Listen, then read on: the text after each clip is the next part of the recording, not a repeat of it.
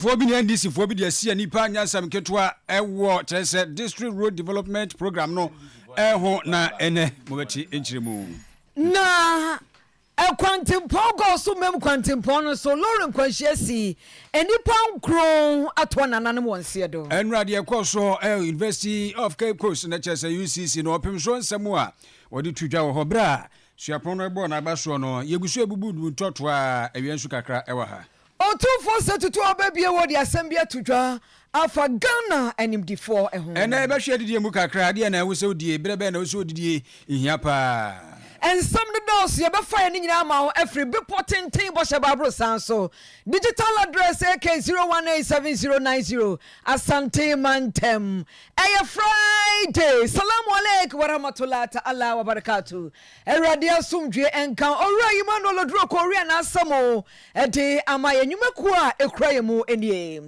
Jinabi catering services aduane ede joso fried rice jollof rice plain rice ewo meat pa pizza, spring rolls, spaghetti, noodles, nyina bi wo ho. Edum Techno Mobile hwe animo 0247 009999 0244239886 Express Group nie akwanto ngwa de awade wo kokroje no akoduru ho santai. Enya de odo fa ba bia Express Group Kumasi hadie Hasafo Labor Roundabout Tema wo community 18 Lashibi Silver House Sunyane Oben High Court na fe Tamale Ayana Building Tamale Teaching Hospital in Chemowa Yemfro 055550067 055550067 0249 Ashfom or couches any sofa ewo ho no no no Utobi ababwa beye okunya mu beto for kama baby a wode nkunya ni sibia na babwa pa Ashfom 0556579214 0556579214 na fei power hene ni Dr. Akosua adua ya na dwoso no hepatitis sciatica prostate ni gonosyphilis yade bia ulcer hernia kidney mu yade kompo obabua ama ho ato Kumasi hanu fei ase Jesbro filling station chemu hono mo enkran enso ko hono mabehu wo mo kwabenya pokuase ACP kwantempo no takrade Anaji Estate woni Anaji MA Primary School ene hwe animo 0244 544422 0244 544422 0200383831 Mini de Krobea Asante awiai mene menuaba Piesie Lardi Asamwa yedi edikan no enye dekura magana be de dadi oyesion ejoke polibiazi asam kese na asi eni se go so eni mem kwantempo no so Lauren Kwanhyiasi asi ama buei ehiame no mafo etwa adwo ewo kwan no so enam adehia wahre won kwa ewo Lauren Kwanhyiasi konfodu yimo ohima Piesie Dora abahoma no so obahima me yo ohima so me akona kire mu Kwanhyiasi ne se da wasi ate no akohuna fa beda wase na mafasa akonye so akire watiefo nyina ede da bia empanifo ka se ade akin na ya ntia sempofra na ade nyanchin ye no obobo sume ne de to so ensia eye ne asem na mekan nyina yakoda sore ya ahomachen no numbo pa ho sima aduanan ensia ene ete se akwanhyiasi asie bi ati ewo kwantempo no so go so kwan ya odi ko ememu no eno na sa akwanhyiasi esiye enipa bia wa frimu no no kra nipa dodo sai na frimu epacho amunumu ho na aka no enya nkwanhyiasi ne de enipa enkron enenya sa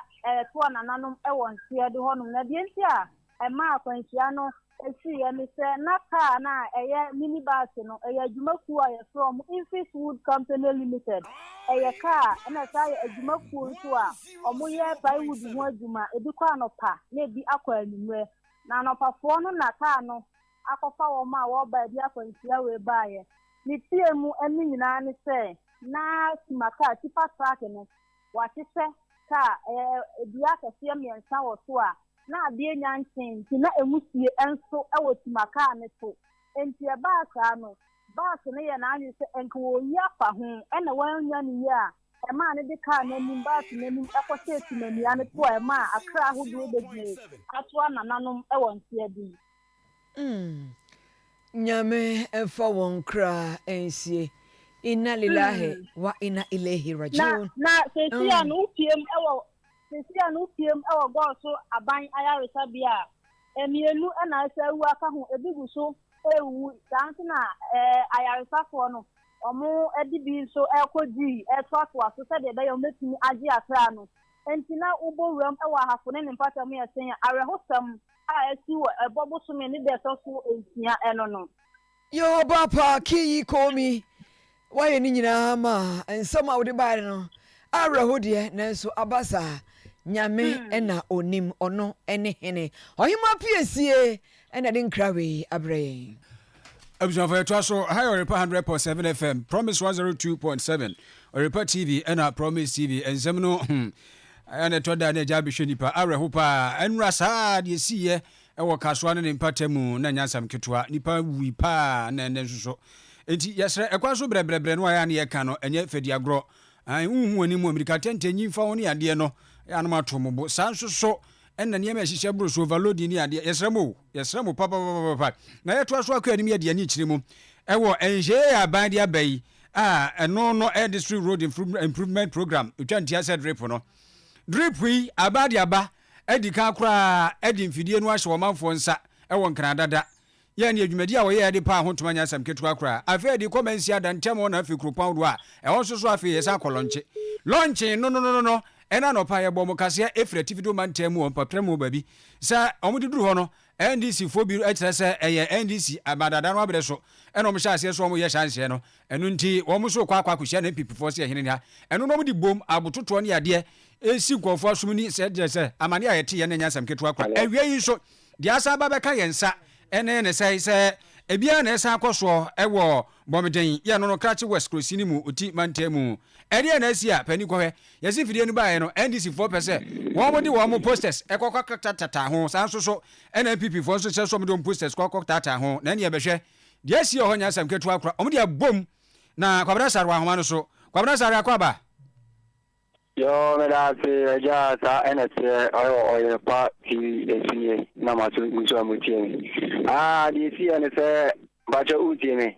etiopa yetio bacho di si ene se obomaden se de ene se ente graders no district bia nyane de mkata free scratch enye ti region da ene tie di si ene se eye MP for na omo wana na se fence district assembly for na one graders ni edi kwa no obia ejene dia ede ababa afi no mso anyo mo dia ba de kosi ene se ekoye no omoje eba ne bomodin efo no ese omo ntiase e ma kromu afo no mo krache no omto so omo ntiase to muku sha bomodin ama ne ko fa ntawa ene eje ba ere se na ba na we se na ba na was 20 no on so eje se kana ebe ta ho ta so na MPP for those omo so aba na was 20 omo so eje se kana ebe ta Kwabra so mo bomodin ate hello Kwabra Kwabra hello NDC for so mo ntiase omo de John Dramani Mahama photo na ta ho na PP for so mo ntiase omo de Nana Danko Kufuor Bampani photo na ta ho na sesai PP for so ma ba na was into mo de tale ho na NDC for so de yo mo so ntiase sa se de mo so mi de mo so e de tale ho mo state e tale ho nti ma na ko fa ntawa ne entokwa e bai ama mo ko entokwa pa anya asem ketwa e obomoden ama na ko ye prakura e wo mo ama untimi hu de sese ne kwa bi e plan na se ebi esu e plan eno ne gusu aye cheke awasi e de hu e grade ana de do matum de grade na ba be si a police station honom ta energy a mo so mo pese entokwa na blast ansana o mai bibia antanom de akwa station honom o be sa no blast na che so mra soko ano mejai se de kwa ne se no entawa no da so hono mo bomoden hono mo ntino mo peso mo so bu bibia wi ansana o ma ye dai o ma ge grade na akode state assembly hono video na de ba na abantie bia fa konti ba bi konti ba na wotam ye nkode bo ba ku bi ono wogina na nimu no abantie no na wose de airport ntino wotam konti ba no Tablan no MPP no on Chassis and Piesie then is on the Contibano. One and against or Cotano or you Contibano the ever bonny team. Into on Super Contibano or Bangwa or you bonny team of piano. Yate, Udia, now when I say a numero, Tienra Najo. I see Anado. Janadu no more Cosano. Nadina no more Cosano. Ate kwabena dia che na dia posifo nso so ebe ya fa bia no am ya so tete da se anti ya be bia me so mama ma se ate report e fi krache ate kwabra sare e na mo che no nka efri krache west krosini me na che se bomodin dia si wo no mo no emfidie no ayen fa nkomansi akase adante mo kropon ne ade fa nkwa ya kwan no we kura de nka titru mansi ni titru mansi no district ne yen fa nkro no ba MPP force ya ni aba wo so ye kofa na da kwakufa do mampanifo ni abeta ho NDC force so se e sha se firi wo ma bre so enu ntia kofa kan mampani John Dramani Mahama foto aba abeta ho ene se sa da ne ntokwa no enye wei nza cha se me kan se bia se tifido mantamu ye na no pe ye bo mo kase se de nipa se prepra onya sam ketu akra ena we susu aba to aso no anu wo hye ye to aso na ye ko Cape Coast kwa ni akohwe kinkre kunkro o say ye atadwe ene wonma te den na fi se wo mu edi afahye den won potam ho no na enya asam ketua otumfo se tutu obabie wo kukra ne dom atwe dom abodom ano akọ no na enya asam ketua na kekosua pono abono abaso omama na honorary doctorate degree na numu no na ogina manfo no anim edi nsam tudwa na wakyerese oman Ghana biakoya mahoden abre bia wasa ye kai na numa bia se efese tete entamu ni amanyosam me wa ha na ne etwe ne da retwe osre anibdifo woni awasua de titiri university akyerefo no mpanimfo so omo ho ontwe won ho every amanyosam ehon na amanyosam no dodo no aya na emwa ontumfo o se tutu awabio. Much of the scientific and other discoveries that have revolutionized society owe their roots to the universities and to the collaboration between universities and either the state or private business. Unfortunately, in our country, there's hardly any evidence of the meaningful collaboration that needs to exist between the state and the universities. Perhaps one reason the role of academia has been downplayed is that we have allowed the abrasive political division to permeate our sacred campuses. Academia is the battleground for partisan combat instead of havens for imbibing and dispensing knowledge. It is time, in my view, for all of us to wake up to the negative impact this has caused and make an effort to reverse the situation. We can begin fashioning a new relationship between state and academia that engages the expertise of academia in the process of policy formulation on a continuous basis. This could be the beginning of continuous collaboration between academia, the state, and captains of business in finding solutions to many of our social problems. For this to happen, however, we will need academia to wean itself of gross partisanship and cultivate the universities as a collective responsibility to establish the right mechanism for rigorous continuous evaluation of the performance of national institutions and help inject some efficiency into the system. Otumfo se tutu ababie wo se eye angumanimfo ene aban nkambom na nye nkambom wo ya amanyosam adintitimu babia na emum nkambom adin sesaye mapa eba ebia wo no wose Ghana hasabie so ne hasabie kronto ye wonimdifo wo ha pa eba oman kekere economy mu onimdifo ho emram onimdifo wo ho nanso asa oman no economy no aye BBC basa sanso na eba amamuo mu anase eba eye emransem nso a eho so ha wo ho entitam ya ka yebre no so se omo yehwemu mapa edandan no mamu esesam se de eba ya ye homasu an yesua no ye betime chinchi mu na de mfaso mapapa abre ne nya emfaso yie afrimu. The explosion in tertiary education has produced a multitude of highly educated men and women with the skills set to manage and direct the affairs of the nation.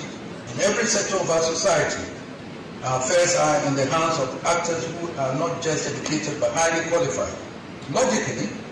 you would expect this output of highly educated leaders to translate into greater efficiency in the management of our affairs, particularly in the management of the national economy. So when I hear the endless lamentations about our economy is in distress, when I see our legislature in great unable to agree on issues of national interest, When I'm told about the decline in public confidence in law enforcement, I can't help asking myself, is that what education can deliver for all our investment and all our sacrifices? Finally, we have the personal sacrifices parents make in the education of their wards. So, all these sacrifices are justified as investments in the future well-being of the world and society as a whole. But if the outcome of education is to produce an army of skilled and able young men and women who cannot find jobs to apply their acquired skills, and if continually we are confronted with questions about competency in the management of our resources, how can we respond to anyone who questions the ultimate value we place in education? By raising the question, we do not seek to cast doubt on the value of education per se. We are rather prodding the nation, and particularly academia, to be alive to the necessity of undertaking a rigorous evaluation of the outcome of education relative to the benefits accruing to the nation to give us the tools to correct any lapses before public confidence is eroded. Otumfo osai tutu abebio. Opem so tufo se tu abebio. Ne nkasa ye mu no woto aso se ade ba kwa beboa Ghana pa mprimpri eyesa free SHS enhyehyɛ no. Wo se abeboa pa na se yetwa ani ahwɛ ebire bia ba besere kro efiri osagefo Dr. Kwame Nkrumah penso ne ade a ba bi pa na nka kofo ko suku free esuapon na afi so ahyase no primary no na wohwɛ a saa adantan misra SHS no na ya to atwere ba bi na ha dwen pa sanse ɛhɔ no momu no a ase wuduru a ɛka bɔ hɔ pa no sabi oni ani hyɛda enkohɔ na so nyankro pa do kakra na frɛ SHS no aba nukure ni abɛboa wo manfo so papa sanse duduo no a na wo mawie suku tititifie ebinom mfie nan mfie num ɛne ade anso ho na ɛtoa won so ɛsanse saa suku ntuaso hɔ no ɛden pa nya obi a ɛna oduo no wotimi twam na nkampɛ wo toa so akɔ suapon nti ono de wasi frɛ SHS hyehyɛ no ɛyade bi a aboa ɛwɔ saa mamu kyikyemu a ɛtɔ so na de kind of fourth republic imo. There's no doubt that the free senior high school program is the most audacious piece of social intervention in our fourth republic. The pre-independence program for free education covered primary education and later the university. The secondary sector was beyond the capacity of the state. None of the reforms since had dared move the dial through that space. The decision to take the plunge, therefore, had to be truly ambitious, and it is no wonder it has kept education at the top of national discourse. There is undoubted merit in the government argument that if we are preparing our children to compete in the global economy of today, then they should be entitled to the same level of basic education as children in other climates. Since basic education elsewhere encompasses secondary or high schools, it's only fair that we also upgrade our basic education. In that sense, therefore, offering free senior high school is doing no more than meeting the obligation to provide the basic education for all. It is not only in Ghana that this becomes relevant. In a background paper prepared for the International Commission on Financing Global. Eti open so na mo tinu nka no enye Ghana nko ena sa hyehyɛ we ekoso wiase mama ba bi onso a ekoso papa ti sa fresi chese ne hia pa na no woto aso se enkonkon sa aba no manani akɔhonko unsesesei suapon ankasa ena afa esa aba ase no primary no ese junior high school ni nyina no ase no nso so ye ni ye afiri kakra wo twa aba no adwen si so onsan koda chibiem na afi onhwe onso yi. Our universities are already bursting at the seams, with rising student population virtually overwhelming fiscal resources and infrastructure. It should be obvious that important as the senior high school may be, focus on it should not lead to a misalignment of resources, nor should it become the focus of all attention in national discourse. Rather, we should recognize the necessity to look at the challenge of education in its totality. First, we may do well to re-examine the structure of the education system from primary to secondary to tertiary education. Is the separation between junior and senior high school working? What has become of the progress of junior high school who are unable to proceed to senior high school? How functional have the vocational institute become? How relevant have they been in the job market? Is the system providing for the critical middle level needs as we expect? Open so two for say to try baby okopie mu ewo ogwa nti efetu afahye no a na efiti ase enura de dwumadi sunko ekoso ewo suapon ni mu ono ne de edikan kora ya okoyie edwumadi pon a odikan yeye enura no ene se saa de we itwagu ye efepa penso ya mano abasobode foforo ya kyerese ne modem mo se de wesi aboa dusua mpuntuo ne edoso no ma hwe ho abono abaso sa tie to aso ya to so ye ko emrahye badwafie yate eye ada sonho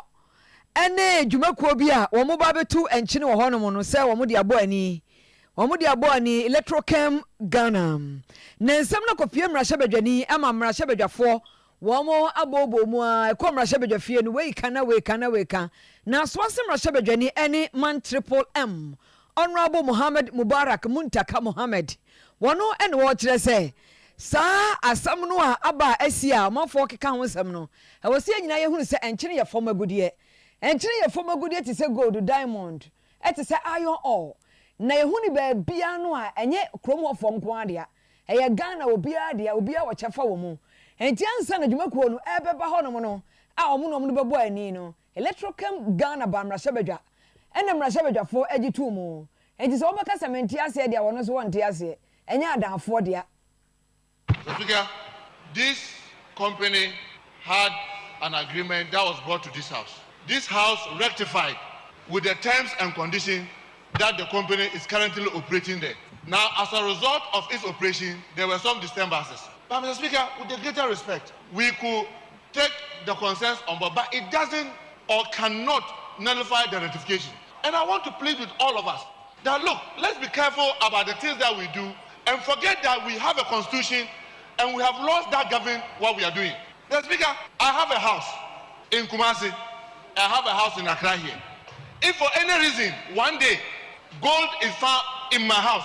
that gold is no longer mine. That is the constitution that all of us have subscribed to. That immediately the gold is found, even though that house is mine, I lose the right to extract that gold. Mr. Speaker, when we met our citizens, our brothers and sisters from the area, I took pain to let them appreciate that the salt that they've seen there, because of what all of us have agreed as a country, is no longer as if the salt is their personal property. The salt now belongs to all of us as a country. That is why you have Obuasi gold mine, you have Yineyini bauxite, you have other deposits in Kenya and other areas.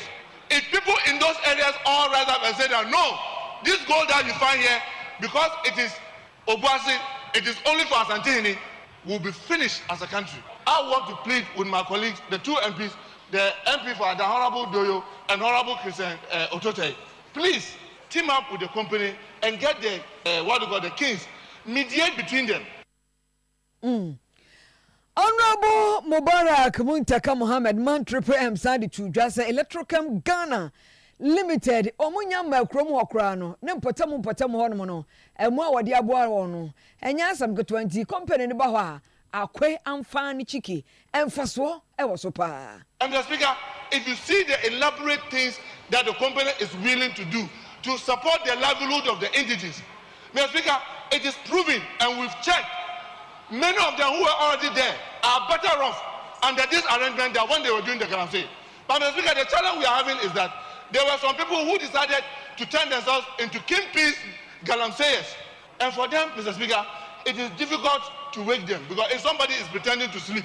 you cannot easily wake somebody who is pretending to sleep. People were there looting their salt and destroying the place. And they were making a lot of millions out of it. How do you think that you can explain and convince them that now this is for the whole country, including you and the rest of us are going to benefit from it? They will resist.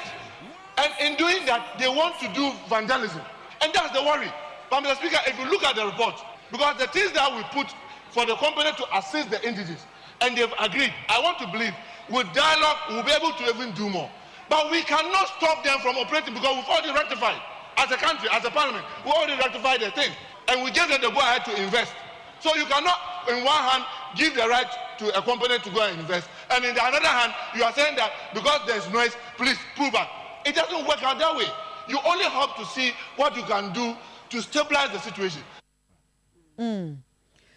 Honorable Muhammad Muntaka Mubarak, Asante Emrahye Bedwani. We are so to adia kwa yemhweni say aduane ankasa na se nsuo no hweni a eboa pa. Adia ba kwa ehia mani papom den aduane. No nti de udie no wapom den se de egusu ayeka no ebrebe na wose udidie. Ade ba aduane so na wose udie. na aduane kura wudie no wahunu se de si etie we nyina ye nsem bisa ba ne sa no a ena afiada ne ne maame efuwa usu ansa wono ena enuane nyina wo wiase ebeka say we captain foda no wo hwenuane so wo bo nipa pom de fa nuane ho dietitian principal dietitian e wo kwa me nkroma abaya asabia ha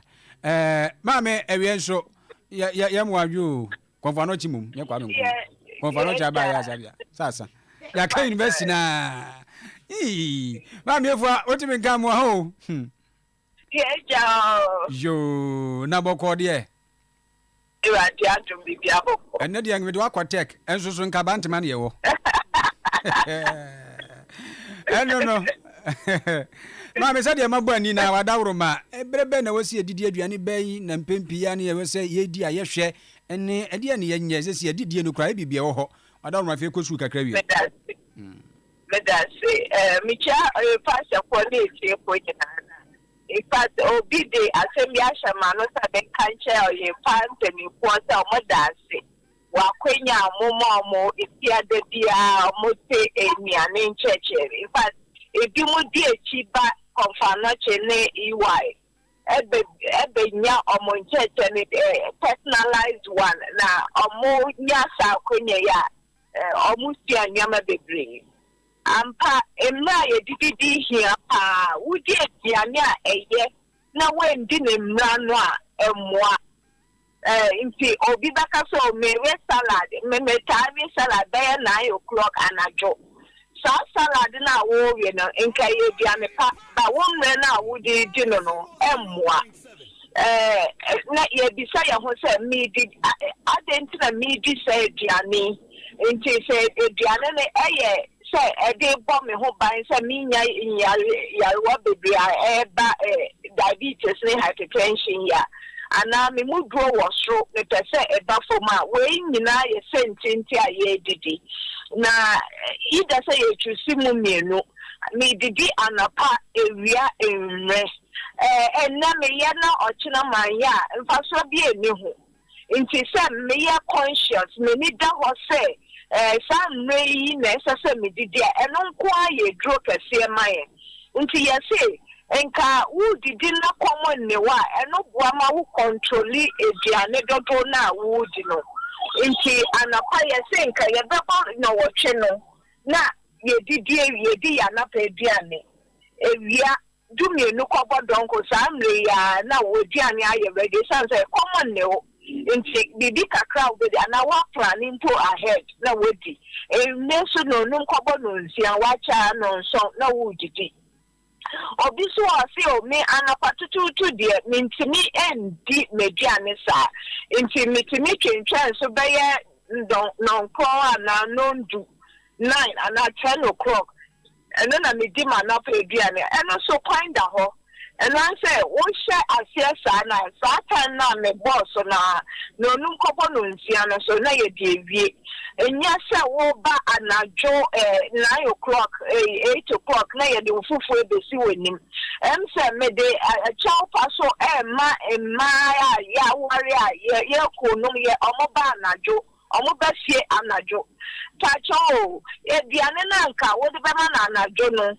Ma on try anapa time so na we di say diane na emudu no it say bebre emwo na omunim say emwo but when this so obeka say we ko didi wa abonte nti na we mie nani we di ni saa it say odo we nti but emre na we di say diane ma no na emwo no say nyoma bebre won ni pedie mu nti ye say so we ya wagen say me hye me diane di ase no nko ana no ndua there no nkobo no nsia mewie wo sha ase no wotwe ana no nsia ana no nso a eno so no nkobo no nsia na wedi ane na wo sha diane ase dia emu asa wo besketi ana wo beje dia tum medidi anapa na ewia me di bibi kaka ama enwe no common name dendendia ebe ma medi ane bebi ebe ma me mudro no so akosro nti ye diane time na ye ka hwansa se ye timi di we so a wo diabetes so ye se wo akoma yare o mudro wo so we nyina beboa ma wo timi akontrol ni nyina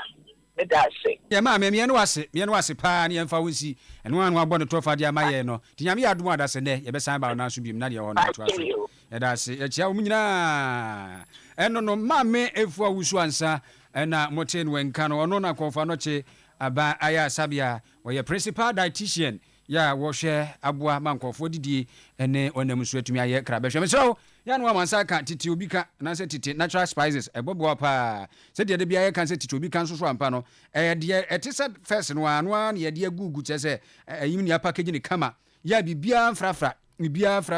to adawroma ukwadwa so a ebia wo stew jollof garlic chicken anase curry powder ni nyina bi ho fa bia so mdro no oba ma ni bia to panye so ato panye na so aduane so anya dia na chese wara ntititi natural spices ebeboa wo 0537 644 919 ibidi nkomo losi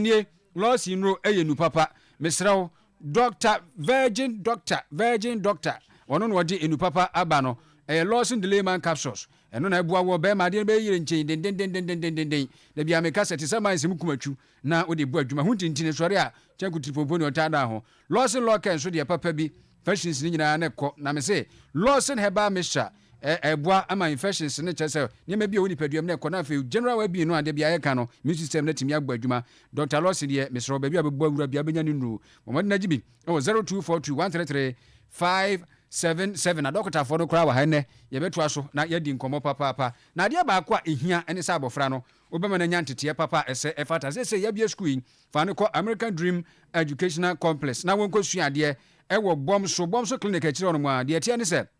akyerɛkyerɛfoɔ no wɔmani mu te adeɛ bia wohia wo sukum de ma wo ba sɛ wobɛtumi atu mpɔne bi hɔ sukuu asumi pu mu mpe ne deɛ bɛ na pɛ yɛ ma wo kwakora ntumi nwura hɔ san sɛ yɛ bɔ mmɔfra no ho ban na mmɔfra no atumi agyine abɛyɛ mpani papa nnuane mu die very nutritious sɛ deɛ da yɛ ka no 0247 761 004 0544 243 222 na kyerɛ sɛ ɛno no ladi fa ba ko no twemu wian ma yɛ aka ho wari so dondo ope baabi akɔware ama na yɛ fɛ obɛgye wa hɔhɔ garden fɛfɛɛfɛ bi mu baabi a wɔn asɔre dan baabi a hall kama yɛbɛhyɛ awadeɛ so wokɔ a asɔfoɔ wɔ hɔ data instrumentalist wɔ hɔ ɛna deɛ ɔbɛto dwom wɔ hɔ machines nyinaa wɔ hɔ generators wɔ hɔ wokɔ a noa ne sɛ wode ring aircon na mokɔ wareɛ ɛhɔ a ne yɛbɛsensan nkrataa no marriage registration ni nyina yɛbɛyɛ ne wɔ hɔ no mo ɛyɛ asokwa marriage registry asokwa municipal marriage registry wokɔ hɔ no ma biribiara bɛda no akwa ma yɛmfrɛ 0559 637 005 0559 637 005 afei Ablekuma North Municipal Marriage Registry so omuye bi ho santi wo enkran potam anu afra 0575 777 788 0575 777 788 na 3P Galimishan so unse srade bi ho no mu a unane enane paase betimi afiri body mu ejese wo bebra die hia ne se 3P Galimisha ebawura ma bibia beko tie nya nwanwa so bo no ma waye twon na anane na abesene asma ne ko 19 na se wonan na muro mu nto se ne wonto se na ayetitriti vrade bi si atika ni nyina beko hia ne so be no 3P garlic misha enwa ne edu papa ya ye kanfo dia mu awie eto ebo tutu asomi ye afi boss no do safa were ne chese ene original 0248928824 dabia ye kan ene MFK Transia obeti bi birthday girl kire se na me be na tie ena wo so hwa abofra no wo so nya ne ba misiro ma me enye kasa tenten die na ba wo de mo frefre mo nko ye tie paternity ne siblings ne aunt uncle grandparent ne ade nyina medical diagnosis services omro mo fidie no eye papa wo mo de nya confirm pe eno ano no se de na ye confirm omega birthday no pe na dem se 0542 587 300 0596 177 443 na chere se bibia edida din yakwa na fei Lawson me de delay man Dr. Agri delay sa and Dr. PK delay sa obo no motimi delay sa na ya wo no fom kum na chere se wa ya ade no no wa che odila che onenam trawese do se ya wo no ya na wo ne yam no te behwe nya sa asembeba no and it's a delay man capsules edi asem enya no na makan do and the crop no an ma wieka yenkwa yo minia Krobea Midday say nyame inshaw one aye minia ba Piesie Lardi amina mu ene adwomo ne mpompamfo yema Oyerepa TV ahwefo nyina eya ha mu ene hwe o chenka on radio Oyerepa 100.7 megahertz amina so mu ene tie Lawson Herbal Center, Lawson Beverages, Lawson Enterprise, Ebuakwa Canaan, Afeso, Kwadaso, Kumase, Asante and na Motian Kadi free, and a penny quancher for Dr. Lawson Che Menu, Momina Mu Aniata, Simonisha Monitie, Lawson Herbal Center, Nabi about the Rose, Yanomian Sa, and a word Jasso, Yamia Drum, ni adusuanti omafo gusu a wonum enum bia omudi mu adanse mu aduane anyi wadro na wadro anyi waduane aduane a wudi akoni paduam no ensuo a wonom drink ahodo aba adwaso no mepa wo chew menkase manum bi na emomu no bisa ho se ekoni paduam a apomodem mu no se na besi akona moa ede afa no ye no beboa de a koso na didiye koso na num yiye koso na dayiye ye nipa na betimi afom na ye mrenti menkai o se Lawson Herbal Mixture ayema ane Mary Meldrew Lawson Law Care Mixture enso yema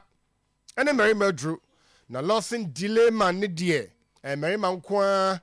ena enom berima wo enfie edunwoche 18 konkwa de hwense ho kwan so onom Lawson delay man capsules no na onkai se ma onfa ensuo ena no madru na emu no o perode ba no ma ye adwuma ma wo fa Lawson Law Care berima fa no ye unsuo na fa nom Lawson delay man capsules no fa Lawson Law Care ne ye unsuo na fa nom Lawson delay man capsules ne mo dance de ka se ka ade be chen na yen kai se wo ye berima nkwa dia enomi ensa akonya ho se onum nyina bum abrekro no a chimato bia matri ha bia ni akire hyenonso wo ye berima obetumi akane me ensa nyina dia bum Lawson Law Care Mixture Lawson delay man capsules and Lawson Herbal Mixture no one of abrekro no ha bia eni akire wo ye oban so benum emu mienu enu ye Lawson Law Care Mixture and afi Lawson Herbal Mixture na boa na kai se baby ato adro bia se abafudro ebibidro de bodino na onsa enka say herbal shop over the counter and a pharmacy or sabe kan man Mary Meldrew Lawson Herbal Mixture Lawson Law Care Mixture and a Lawson delay man capsules e bana frefre for your jumadi ho afra ho mai na ebeje so 0248 619 999 0248 619 999 0248 619 999 and 0242 133 577 0242 133 577 na chima ope bi Lawson Herbal products no ya tumi ene watch and na wiei me kramensam Amerima edro Lawson delay man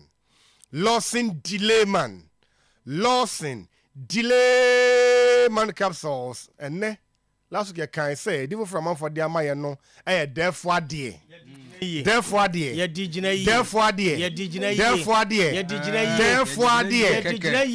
ma de fanche be ma de fanche mum dabi adanya be ma de fanche adie mona mode che fanche Lawson delay man Mary Meldrew wo ye berima na wo hwe me na wutie me na wo enfie edunwoche 18 konkwa de a wodi unyini o prostate bambo ebegina yiye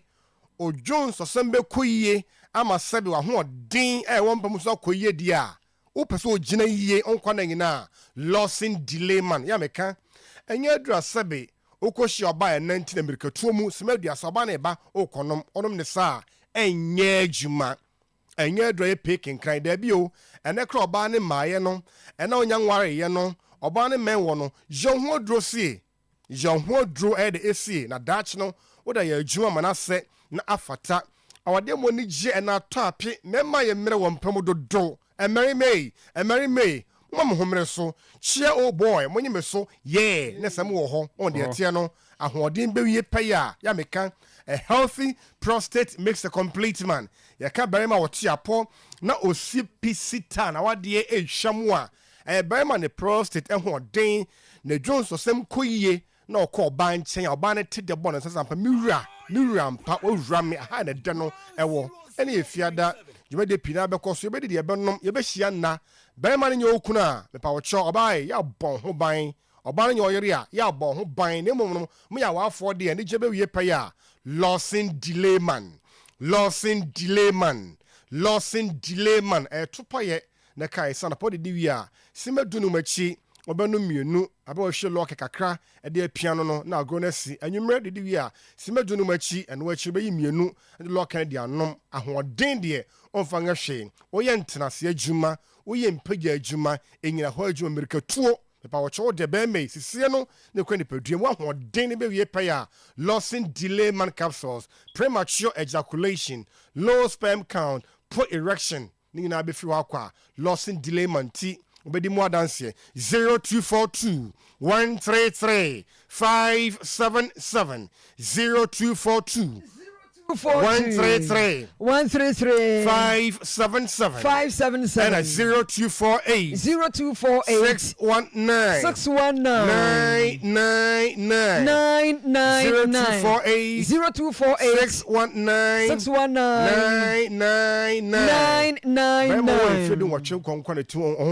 Lawson delay man man pick be sum with Lawson herbal mixture na lock any komo kra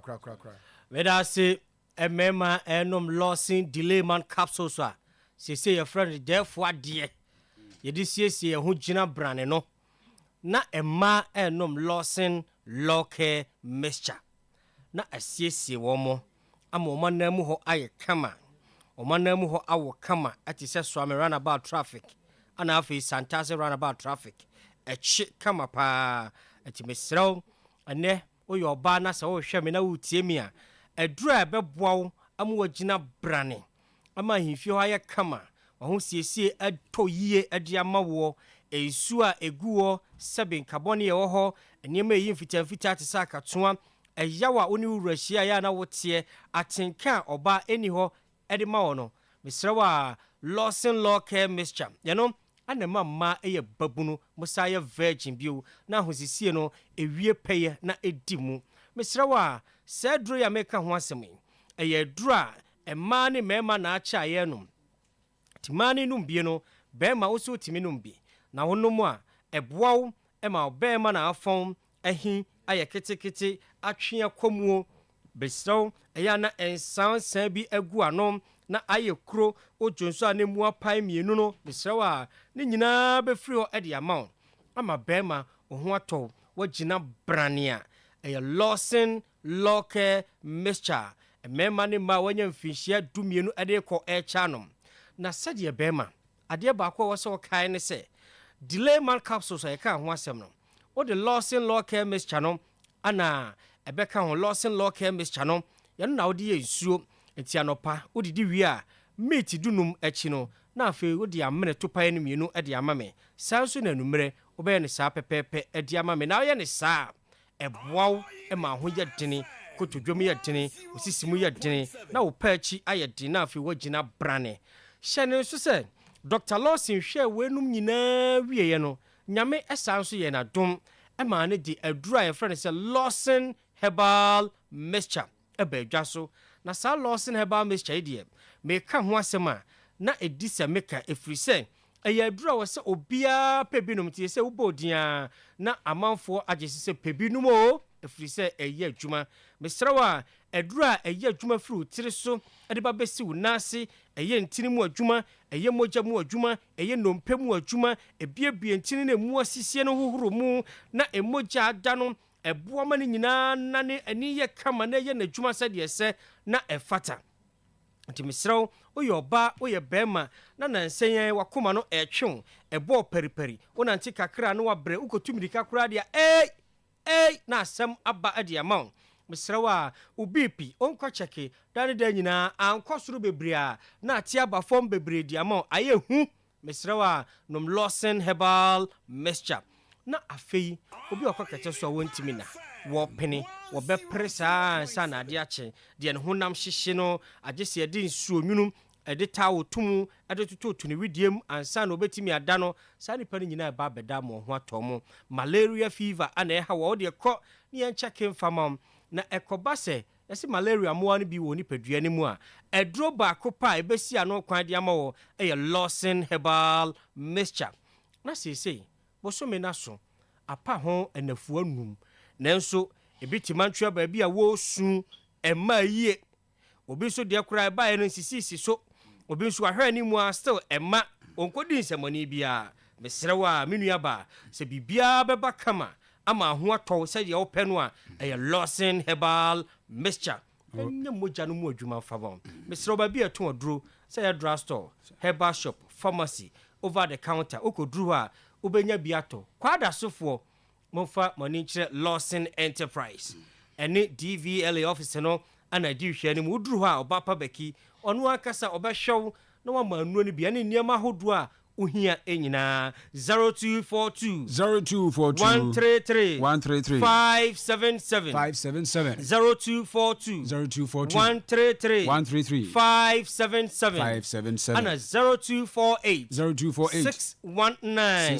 999 0248 619 999 shane so say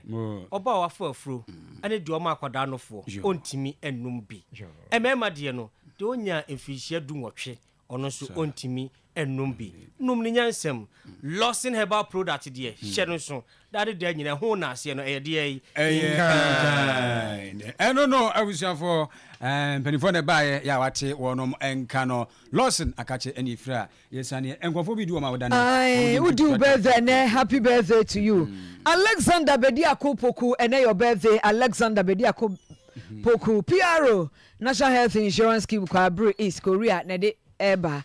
Ohima Sunday happy birthday to you Ohima Sunday happy birthday mommy Amosewa Efruba Madeleine ho Prophet Stephen Ochre happy birthday to you Apostle Louis Abuaje happy birthday Apostle Nyankopon Enshraw na onye wo kese akam picture number okay Ivy Asante etafra o maame wase kropon na wo Ivy happy birthday to you Gideon Owuswadu from Oduafo happy birthday Gideon happy birthday to you Honorable Michael Awini happy birthday from Oduafo Mr. J Kufo happy birthday Mr. J Kufo from Oduafo Ama Grace Musivian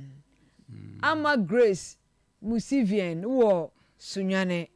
ewe free lawyer kusi ho okay Mr. Bennett Dominion Chambers Dominion Chambers Mr. Bennett Jawu Yeboa we free KK or MPP Richmond from Pone de Bay Emmanuela Ohima Bronya happy birthday to you from Equia every year and now MFK birthday yes confirm the energy can confirm Commander Boham and now your Commander Boham confirm and baby and now your birthday I silence and then or the people to for no